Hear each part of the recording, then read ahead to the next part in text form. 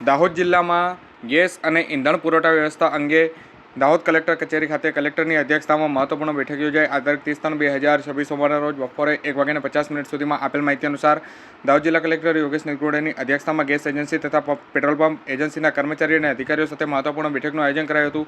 બેઠકમાં જિલ્લામાં gas, petrol અને કેરોસીનના પુરવઠા તથા વિતરણ વ્યવસ્થાને વધુ સુવ્યવસ્થિત બનાવવા માટે વિસ્તૃત ચર્ચા કરવામાં આવી હતી.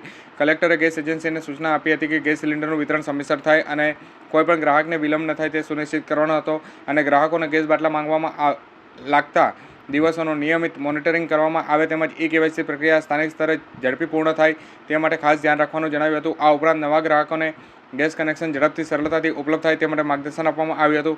પેટ્રોલ પંપ સંચાલકોને દૈનિક રિપોર્ટ મોકલવાની ફરજિયાત સૂચના આપવામાં આવી હતી, જેથી જિલ્લામાં પેટ્રોલ અને ડીઝલની ઉપલબ્ધતા અને સતત નજર રાખી શકાય. આ ઉપરાંત કેરોસીનના વિતરણ માટે પણ માત્ર IOCL પેટ્રોલ પંપનો અધિકૃત કરવામાં આવ્યા હતા. તમામ તાલુકાના મામલતદારો પાસેથી કેરોસીનની માંગ અંગે માહિતી મેળવી અને જરૂરિયાત મુજબ જથ્થો ઉપલબ્ધ કરાવવામાં આવશે તેમ જણાવવામાં આવ્યું હતું.